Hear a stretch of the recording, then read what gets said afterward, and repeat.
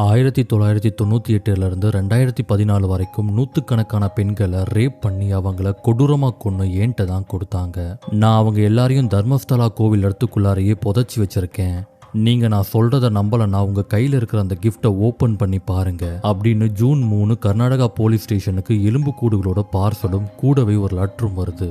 அதை பார்த்த மொத்த போலீஸும் கதி கலங்கி போய் நின்னாங்க.